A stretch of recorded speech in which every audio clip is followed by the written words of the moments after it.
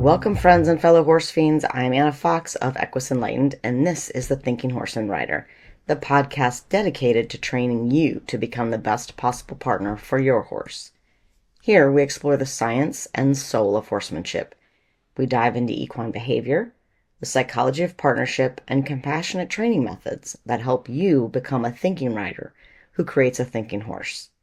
Because when you understand how your horse's mind works and show up with empathy and presence, everything gets easier and a whole lot more fun. My goal is to keep riding easy and fun for everyone, while helping you deepen your connection, find more flow, and maybe even create your own unicorn along the way. Whether you're working on dressage movements or just trying to understand why your horse did that thing they did, we'll explore the research, the real talk, and the small shifts that make a big difference in and out of the saddle. So grab your boots, take a deep breath. What are you waiting for? Come ride with me. Hey, horse fiends. Welcome back to another episode of Equus Enlightened with me, Anna Fox. And today it is cold and rainy in Virginia.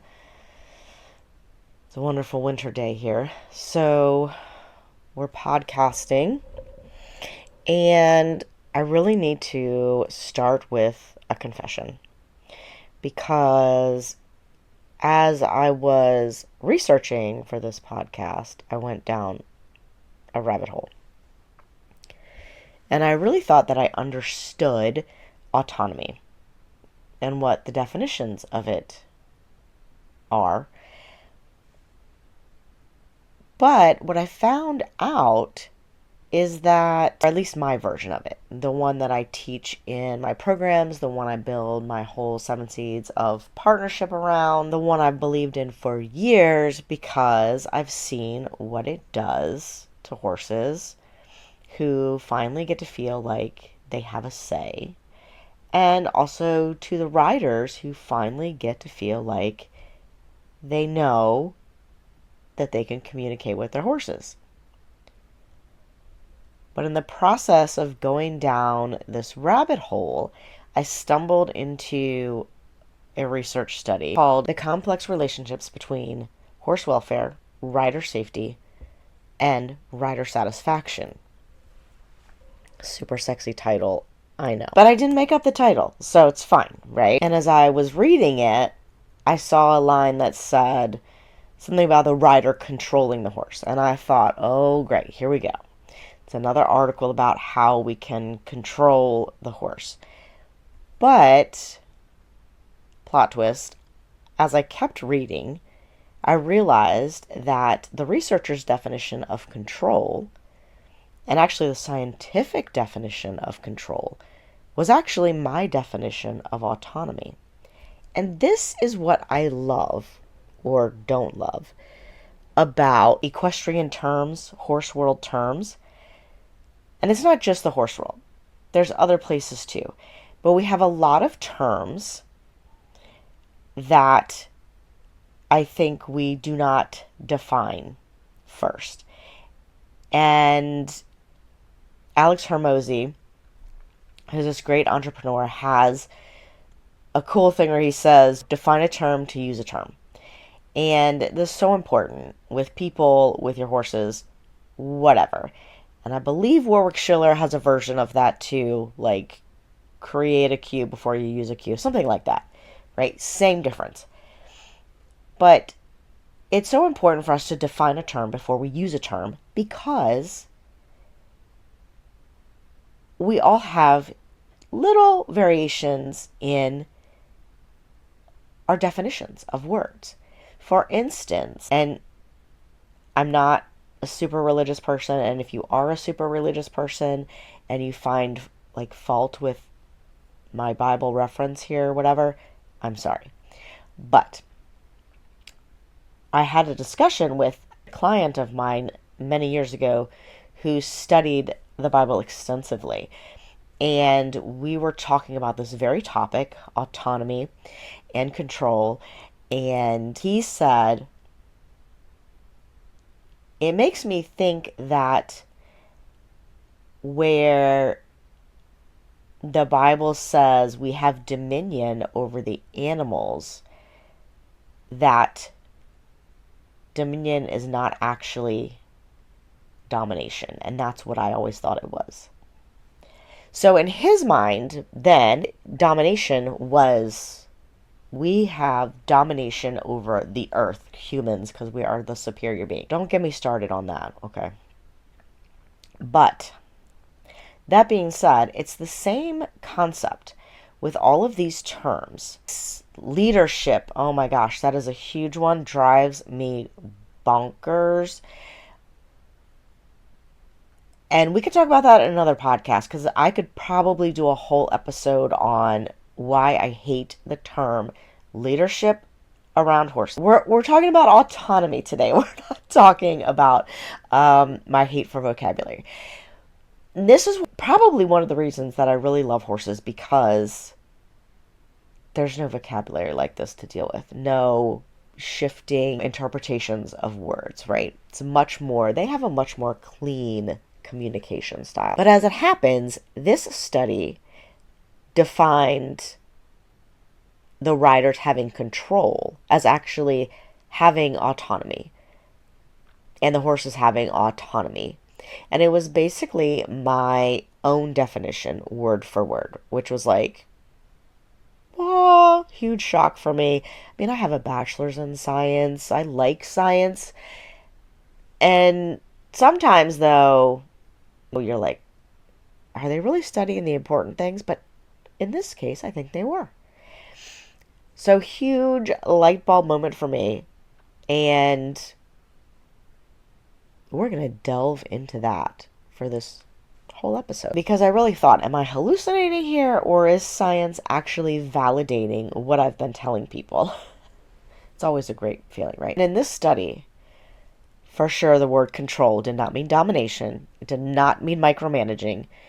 It didn't mean cranking their head in and hyperflexing the neck and calling it safe. Didn't mean using a big gigantic bit or draw reins or something like that and calling it safe. It meant that predictability, clarity, and the ability for both the horse and the rider to influence what happens next creates a feeling of safety and confidence in both parties. It meant stability. It meant the opposite of helplessness for both parties. In other words, it was a form of supported autonomy, guided autonomy. And it's the exact thing that I teach in all of my sessions, from groundwork to in the saddle, clinics, lessons, what I teach in my online course. It's all about autonomy, because mammals of any sort thrive on autonomy. And the big thing in traditional training that no one wants to talk about is horses are not safer when we control them. When we teach them not to think for themselves, they are not safer. When they are taught that they can think for themselves, that they have influence, they are safer and they're smarter. Riders are not more confident when they dominate the horse, because there's always a fear of losing that.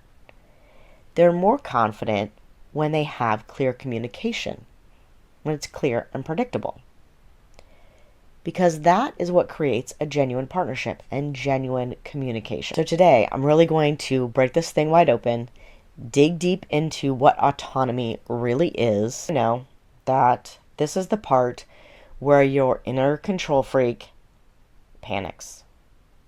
It's fine. It's fine. I help inner control freaks all the time. We'll make it through. Let's first start with, why is autonomy important? And what does it really mean? So autonomy is one of 3 core psychological needs for human well-being. And for what science has so far studied in animals, it seems like the same is true. Okay. So the other 2 core psychological needs for humans are competence and relatedness. Now, isn't that interesting? Because when you have autonomy, you feel competent. And when you feel competent, you can relate to your horse much better. So, autonomy, competency, and relatedness.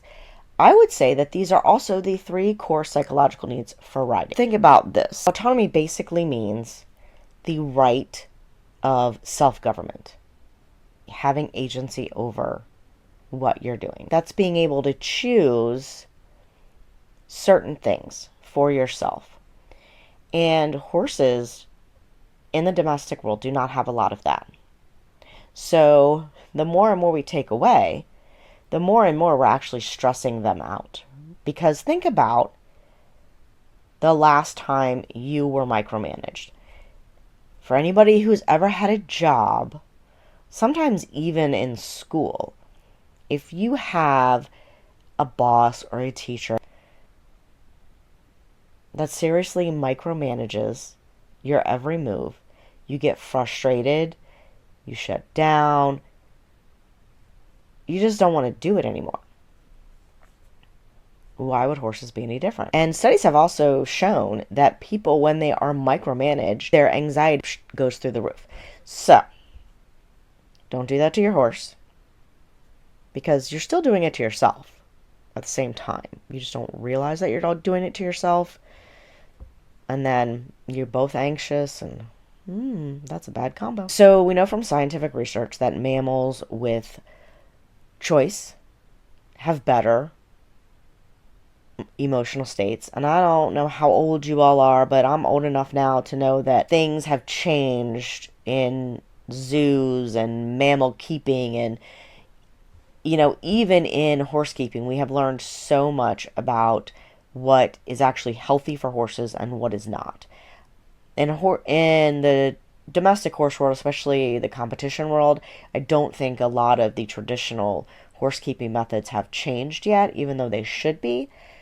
But as far as when we look at sort of wild animals that have been domesticated into zoos or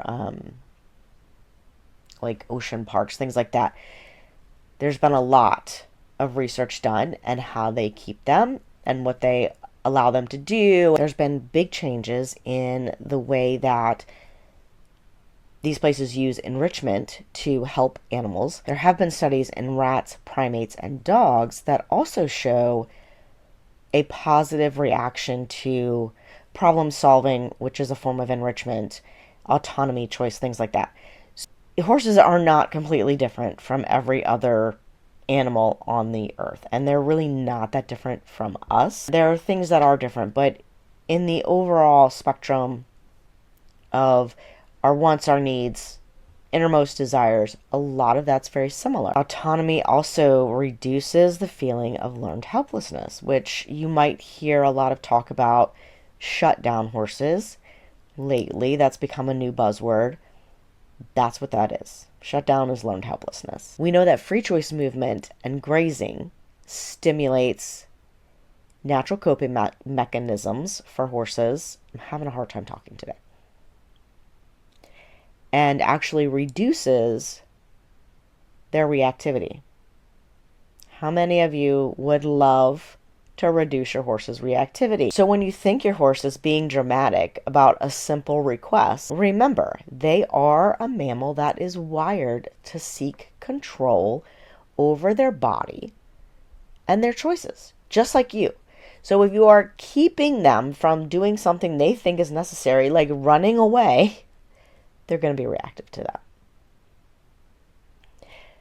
And I can say from personal experience that horses who have the choice to come and go from shelter 24/7, eat when they want, I can 100% say that it has reduced reactivity in every horse that I have been around, that I've had in this situation.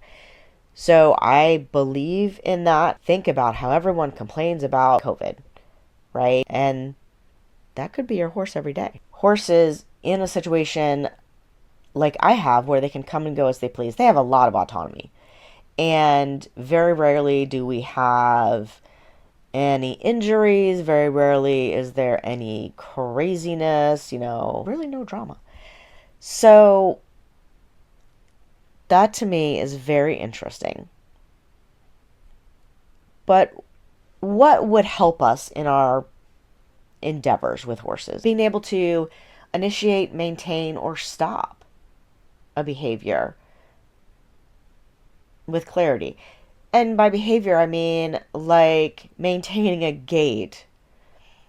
Can your horse trot along at the speed that you would like without you having to keep reminding them? That's autonomy. It should be one of the first things you instill. And I still hear so many instructors yelling, push, push, push, more leg. Also, if your horse has the ability to make a decision in a time of safety. For instance, you're in a warm-up area at a show, and maybe you're a little distracted by something that's happening on the other side of the warm-up area. Maybe somebody's fallen off, or there's a horse that's just acting up a little bit, and you're sort of paying attention over there. In the meantime, another horse comes on the other side of you. Is your horse confident enough to be like, oh, I need to get out of the way here to save both your lives? Or is your horse like, oh my God, I have to wait for her to tell me, otherwise I'm going to get in trouble? And so they just kind of freeze. They don't do anything. You get run over. It's a bad scene. So you see how autonomy works both ways. It's not about the horse taking over. It's not about you taking over. It's about both of you working together. And that's what makes the horse feel like a participant in things that you're doing. And I believe the horses are funny creatures, and for whatever reason, they really put up with our shenanigans, and I think they sort of enjoy it at times. When we make it enjoyable, they're like, you people are crazy, but hey, it's fun to play with you. So when they feel like a participant, it makes it even better, and it also makes it even better for you. Because you feel like you are going somewhere with your friend, with your buddy, and you guys can do things. When I was horse showing my buddy Gus back here, it was always a vacation to go to horse shows because we had a routine and it was a partnership, right? We both made decisions and it was so easy. And people would always ask me, how did you teach your horse to do that? Or, oh my gosh, that horse is such a unicorn. He's always been a good horse. That's why I bought him, because I knew. I saw his brain when I went to see him. But he also initially was a little reactive, was a little shut down because of how he'd been started. So I had to create this unicorn. It wasn't like the gods shone down on him and made him an angel child. I don't think that happens. And I have 2 kids, and I can tell you, I don't, definitely no. Anyway, different story. But you can create your own unicorn with this theory. You just have to own it. Autonomy is not going to be chaos.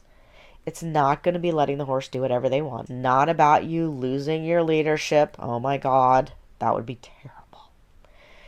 But I do have the final module in my online course is called Leadership and Flow.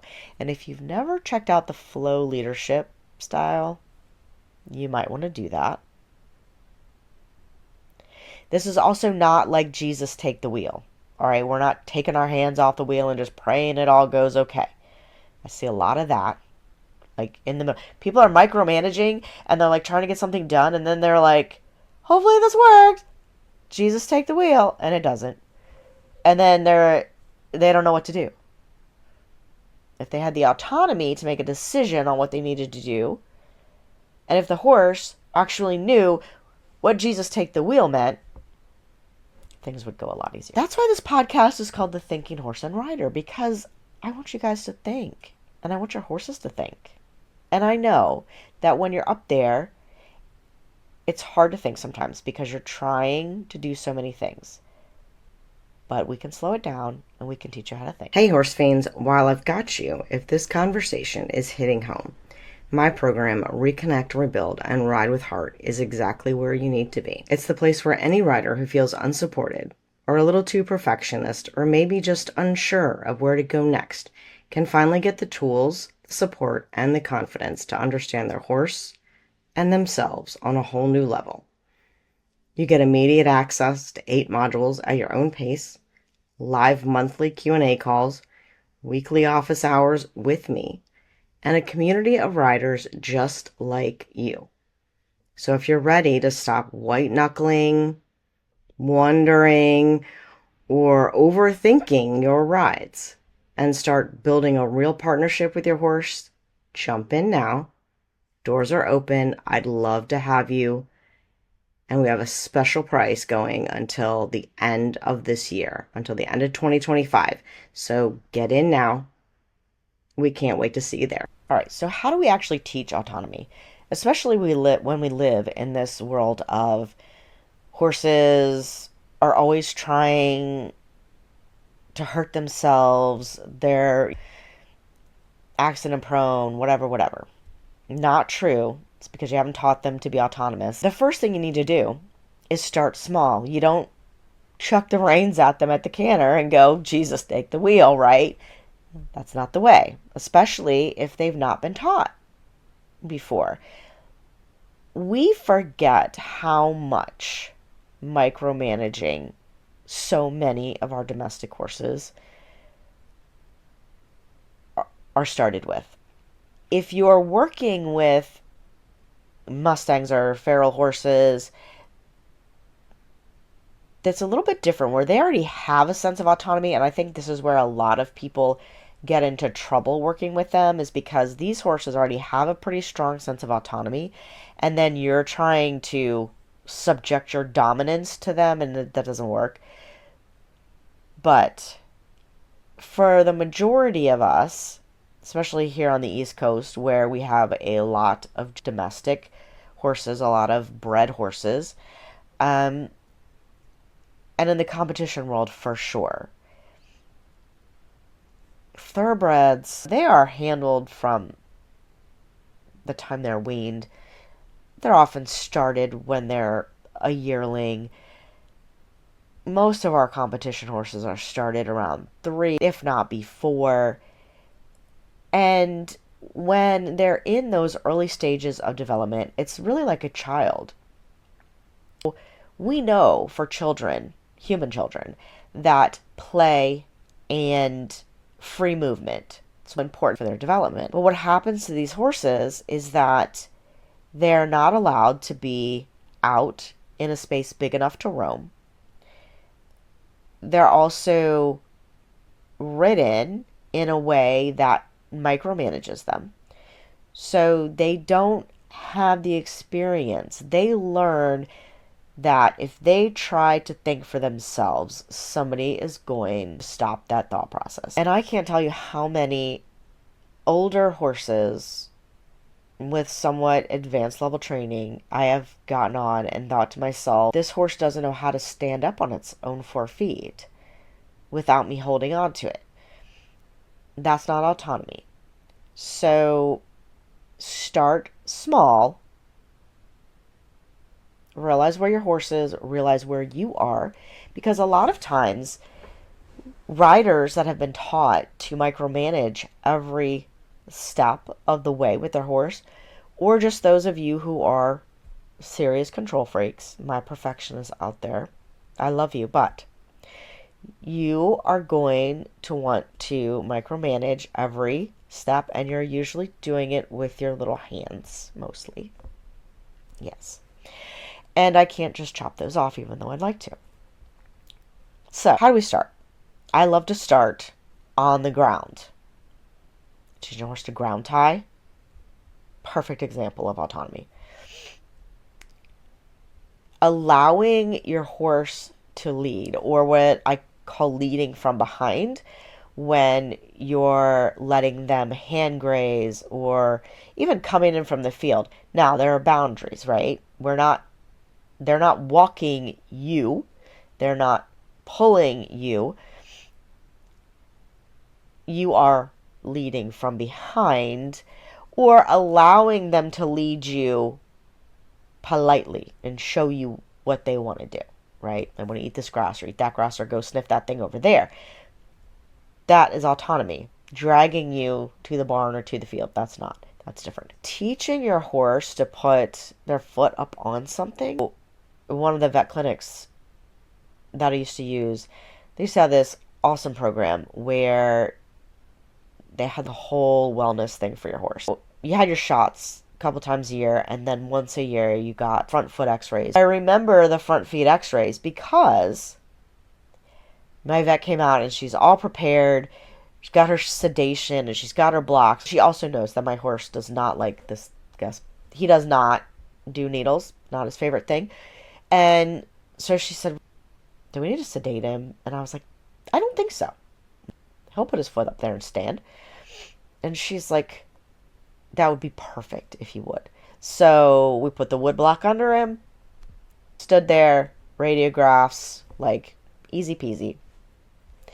And the tech was like, "Oh my God, I wish everybody did that." So these are things that also can help you, not just with your riding, but with other things that you have to do. I have been obsessed with, I think it's called Tanganyika. I don't know, it's a weird name. Wildlife Park. I think it's out in Kansas. And they have this baby pygmy hippo. I've been obsessed with watching these reels. So cute. They do a really good job of showing you how they teach these wild creatures to park themselves on things, target on things, and that makes their daily care easier and less stressful. It's called autonomy. Anyway, so if a pygmy hippo can do it, I think your horsey can figure it out. So ground tying, letting your horse show you where they want to go, that is a great one because so many times we have to get over our own want to micromanage. And that's going to be your biggest hurdle, not your horse learning autonomy. Your horse has the autonomy in there. He just needs to be reminded that he can do it or she can do it. And that will happen as you create some boundaries and also allow, right? But not micromanage. And then when you think about riding, one of the things that I do, we've done it on the podcast, it's in my course several times. I think everybody should do it every day when they get on. It should be the first thing you do, is your passive riding. Just wander around, see what's going on for the day. When you're wandering around and you're seeing what's happening for the day, notice where your horse wants to go, where they want to stop. Remember all that. And then can you ask your horse to stop? How much effort does that take? Can you just exhale and they'll stop? Or do you have to do multiple other things? Once you do that, will they stand there? Or do you have to micromanage them for them to stand there? When you say, "I'm ready to go again," will they go? Or do you have to do a lot of things to get them to go? That's all autonomous. So just start there. Notice those really basic things and then start to play, start to experiment with how you can make them better. I can give you all kinds of ideas on what you can do to make something better. But there's so much value in you actually performing the experiment and seeing what happens than somebody telling you how to do it, which is another problem with our traditional riding lessons. We get told how to do things all the time, and then we don't really learn how to do them. It's another reason why play is so important. When horses and humans feel autonomous, they become curious. They want to ask the questions. They want to do the things. They want to try. When they don't feel autonomous, they become defensive. And then they're just battling you all the time. Horses are curious by nature, just like little kids. When they're curious, their learning explodes. And for you people that have kids or teach kids riding lessons, you know that when they're really curious and they want to learn something, they will go to the ends of the earth to figure it out. Even if they don't like to read, they will find that thing in a book. They will do whatever it takes. But if you say, I need to sit down and read this book for 15 minutes, it's the end of the world, right? So, curiosity causes learning explosion. It does not cause bad behavior. When we don't set boundaries, it could, but that's a boundary problem, not a curiosity problem. When you have this learning explosion, when horses are like, yes, what can we learn next? What can I do? Then collection becomes easy because you're just asking them to do a series of things, and every time they figure one thing out, you're like, yes, you're the greatest horse ever. You got this. Now can we try this? Now can we try this? And they're like, oh, yes, I think I can. In fact, I was riding a horse yesterday who we've been doing a lot of retraining, the wonderful Namaste, who's been in many of my videos. And he has this misalignment thing. And we know it's there. He gets all the body work. He's had the vet checks, the osteopath, the whole thing. The key, though, is that we need to be able to maintain that in his body all of the time. And some of this is learned behavior and things that is from the past we're trying to change. And all the body work in the world is not going to teach him to maintain this feeling through his body on his own. Now it's up to me to help his owner do that for him. Show him that he can. He doesn't have to go back into this pattern. We don't want this pattern. We're not going to recreate this pattern. We don't want it. We don't like it. So it was really interesting because yesterday you really gave me a feeling of I can be mobile in my hips. I can move my hind end over. And before, it was really a block, from the withers back. It was like, it all goes together or it doesn't go. And I could feel him as I'm moving my seat around and I'm asking him with my leg, can you do this? And then him going, oh yeah. Oh yeah, yeah, I can do that. I can do that. And then once he figured out that that was the right answer and that was what I wanted, he was like, oh yeah, well, I can do that. Now, right now he can't maintain it for many steps, but he knows when I do this, I can do that. And so now I'm building it, right?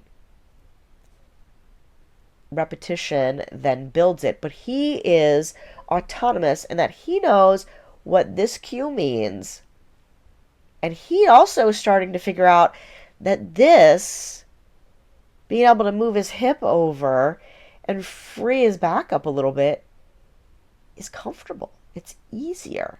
It's better than what he was doing before. So now the autonomy kicks in and he's like, ooh, he might be out in the field like, ooh, if I do that, does that, oh yeah, that makes that better. Oh, look at that. I don't know. Could be happening. I'm going to pretend that it is. And that's what I mean by autonomy makes learning so much easier. It also makes the hard things so much easier. Many of us, many riders that I help are trying to do so many things at once, and it's just not possible. Many of you know that my previous career was in 911 dispatching, which is totally not even what I went to school for. I studied sports medicine, which is why I nerd out on all this stuff about horses. But I did 911 because it was convenient for me to ride and show my horses. And we always say, what do you need to be a great 911 dispatcher? You need to be able to multitask. But multitasking in and of itself is not really a thing. What it is just your brain switching quickly from one thing to another. It's very fatiguing, actually. And so maybe I have a little bit of a jump start on my students, the people that I help, because my brain is already programmed to switch quickly between things. Maybe I was born with that. I don't know. Maybe I was born with that. Either way, you can train yourself to do this. Also, when you're teaching your horses autonomy, you don't have to switch. You don't have to do so many things at once because they are taking care of something else while you're doing something else. And you guys are, any great partnership. So don't try to do so many things at one time. Break it down. You learn a piece of the puzzle, your horse learns the piece of the puzzle, switch. And then put the puzzle pieces together. And that will make your riding so much easier. Remember, advanced work is just the basics, done better. And sort of stacking. So that leaves me with your rider experiment for the week. How are you going to start to build autonomy between you and your horse? We're going to go back to passive riding. Everybody's favorite thing. Passive riding is great because it keeps you from micromanaging. But I want you to go passive riding where you're comfortable. So if it's just walking around, cool. But now, this is sort of like passively active riding, I guess. You're passive unless your horse is not doing what you want. And you get to pick one thing.